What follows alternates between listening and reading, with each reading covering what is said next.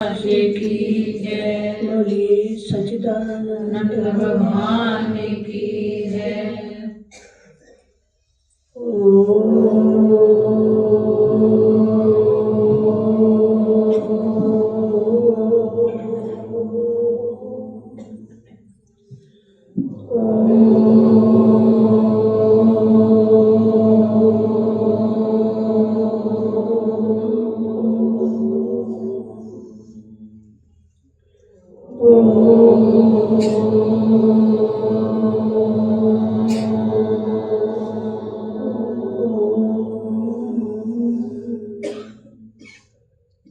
वंदो श्री गुरुदेव जी, सब विधि करो सहाय, हरो सकल जग आपदा, प्रेम सुधा रस प्यारे।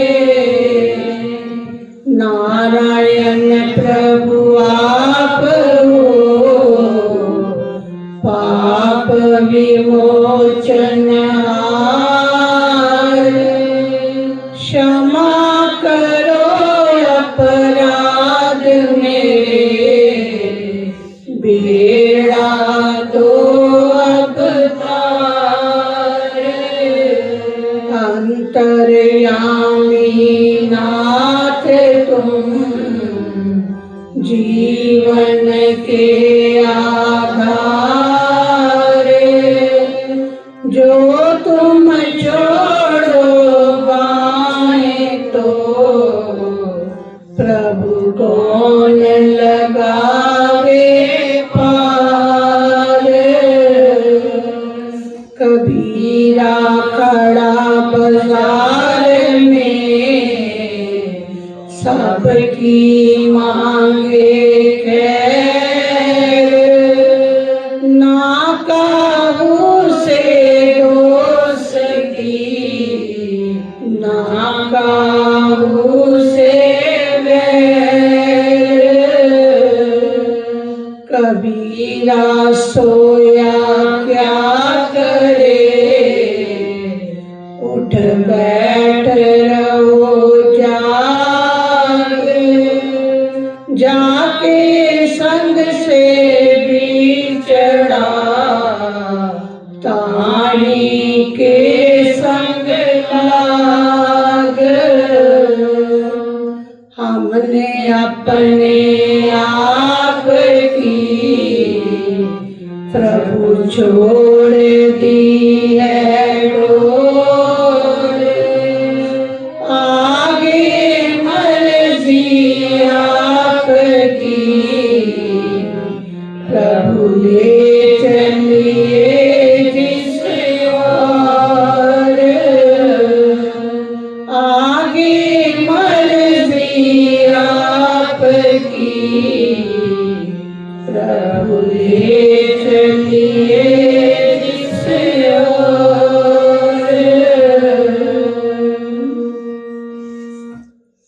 गुरु प्रेमी सज्जनों, भक्तों, हम महाराज जी के महान तीर्थ पर सब उपस्थित होकर सत्संग का लाभ उठा रहे हैं।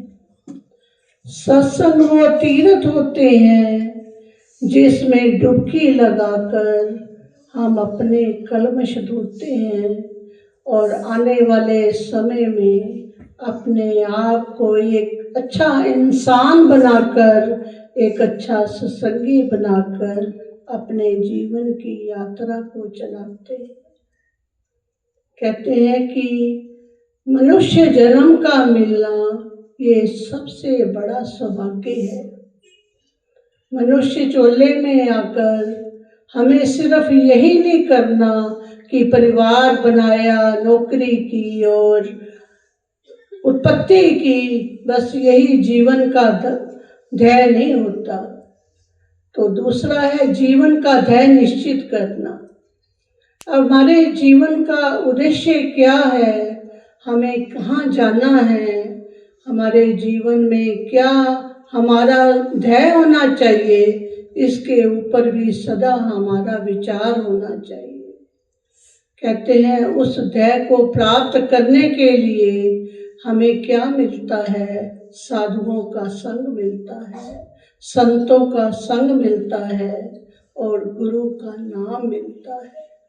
कहते हैं जब ये 3 चीजें हमारे जीवन में आ जाती है तो हम परम भाग्यशाली माने जाते हैं, क्योंकि बिना सद्गुरु के हम इस जीवन की यात्रा तो कर सकते हैं, लेकिन अध्यात्म की यात्रा में हम अग्रसर नहीं हो सकते। अध्यात्म की यात्रा के लिए हमें गुरु का द्वार, गुरु का नाम, गुरु की कृपा, ये तीनों चीजें आवश्यक हैं, जिससे कि हम अपनी यात्रा को सुखद रूप से आगे की ओर लेकर चले। कहते हैं जगत के कार्य तो हम कर ही रहे हैं, उसमें तो कुछ बताने की जरूरत नहीं पड़ती, वो तो स्वतः ही बचपन से लेकर जैसे जैसे आगे उम्र बढ़ती है हम चल पड़ते हैं। लेकिन अध्यात्म की ओर चलने के लिए हमें बहुत ही सावधानी से प्रयत्न करना होता है, तब अध्यात्म की यात्रा में हम अग्रसर होते हैं। इसमें जैसे कहते हैं गुरु क्या करते हैं?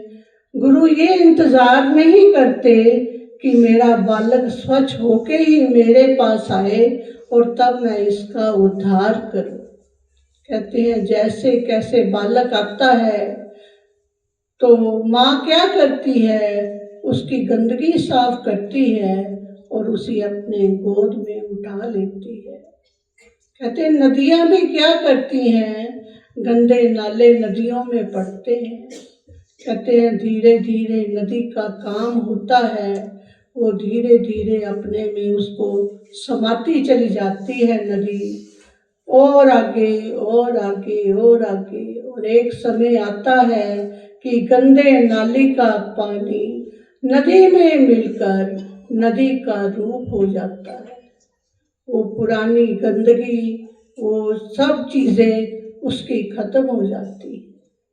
कहते हैं ऐसे ही सद्गुरु करता है, हमारी जो पुरानी चीजें होती हैं जिसका हमें निवारण करना होता है अध्यात्म के लिए, वो गुरु अपनी शरण में लेकर अपने विचार देकर धीरे धीरे हमारी सफाई कर देते हैं। और सफाई करने के बाद हमारा मार्ग हमें पता लगे या ना लगे, वो मार्ग स्वतः ही धीरे धीरे अपनी गति के साथ आगे बढ़ना शुरू हो जाता है। कहते हैं जैसे शबरी आई, संसार की उपरामता को देखते हुए उसको जो चीज पसंद नहीं आई, उसने वो छोड़कर गुरु के आश्रम में आई। तो कहते हैं जब गुरु के आश्रम में आई तो उसको वो सामने नहीं आई, रात को आती थी, सारा आश्रम साफ कर देती थी और सुबह जाके अपने किसी छोटे से स्थान में वहीं अंदर हो जाती थी। तो कहते हैं देखने वाले गुरु तो देख लेते हैं, कहते हैं इतनी सफाई आश्रम में होती है, ये कौन करता है? तो शिष्य लोगों ने कहा हमें तो कुछ पता नहीं कि ये क्या होता है। तो गुरुजी ने कहा कि आप देखना कि कौन भगत आता है और सारे आश्रम की सफाई करता है, लकड़ियां बीन कर रखता है, ये किसकी सेवा है? कहते हैं कि शिष्यों ने देखा कि एक स्त्री है जो ये सब काम करती है। तो कहते हैं गुरु महाराज जी ने शबरी को अपने पास बुलाया और उसको अपनी आश्रम में स्थान देकर, एक कुटिया देकर उसमें अपनी भक्ति करने के लिए उनको प्रेरित किया। वो इसी प्रकार अपना जीवन व्यतीत करती चली गई गुरु चरणों की सेवा में। कहते हैं गुरु जी का अंतिम समय आया तो उस वक़्त उन्होंने उनको अपने पास बुलाया। कहते हैं कि मैं तो अब ये देह का त्याग कर दूंगा। तो वो व्याकुल हो गई और उन्होंने कहा, महाराज जी मुझे भी अपने साथ ले चलिए, मेरा जीवन का ध्येय फिर क्या रहेगा। तो उन्होंने कहा कि यहाँ पर तुझे अपनी कुटिया में ही रहना, भगवान की इंतज़ार करना, खुद राम भगवान तुम्हारे पास आएंगे और तुम्हें अपना दर्शन देंगे। गुरु ये कहकर शरीर त्याग गए और शबरी वैसे ही नित्य प्रति भगवान का स्मरण करते हुए, उनकी इंतज़ार करते हुए अपने जिंदगी के दिन पूरे करने लगी। कहते हैं जवानी से बुढ़ापा आ गया शबरी को इंतज़ार करते हुए। भगवान अभी नहीं पधारे, लेकिन एक गुरु का वचन कि भगवान आएंगे ये उन्होंने नहीं छोड़ा। इसके ऊपर अपना दृढ़ विश्वास रखा कि मेरे गुरुदेव कह गए हैं कि भगवान आएंगे। वह नित्य ही बेड चुनती, सफाई करती, फूलों से कुटिया सजाती। एक दिन भगवान का आगमन हुआ तो दर्शन हुए। भगवान ने कहा कि शबरी तेरे में 9 प्रकार की भक्ति है, जिसकी एक भक्ति होती है उसको भी मंगल हो जाता है, उसका भी यहाँ से भवसागर पार हो जाता है। तो तुम में तो 9 भक्तियाँ हैं, तुम इसकी 9 भक्ति के अपने जीवन में लेकर चल रही हो। तो भगवान ने उनके बेरों को ग्रहण किया और उनकी कुटिया में आसन ग्रहण किया और उनको शिक्षा दी सब प्रकार से। कहते हैं उनका वहाँ ही महाप्रयाण हो गया और वे भगवान से मिल गए। कहते हैं जब अयोध्या गए श्री राम जी, तो कहते माता ने खूब अच्छा भोजन तैयार किया, जो राम को पसंद था वो सब बनाया गया। तो माँ ने पूछा कैसा भोजन है। 36 भोग थे, सब तरह का भोजन था।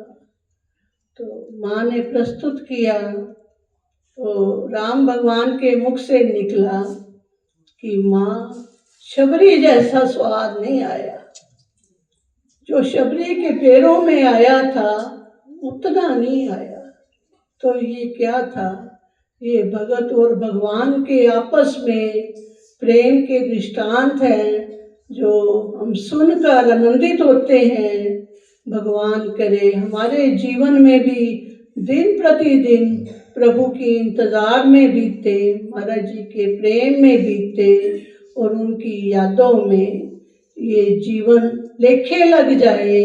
बस इसी उद्देश्य से हम गुरु दरबार में आते हैं, रहने वाले रहते हैं। उद्देश्य सबका यही होना चाहिए कि हम अपने गुरु के प्रति अधिक से अधिक प्रेम वाले बने, आपस में भी प्रेम वाले बने, समर्पित बने। बोलो सद्गुरुदेव महाराज की जय।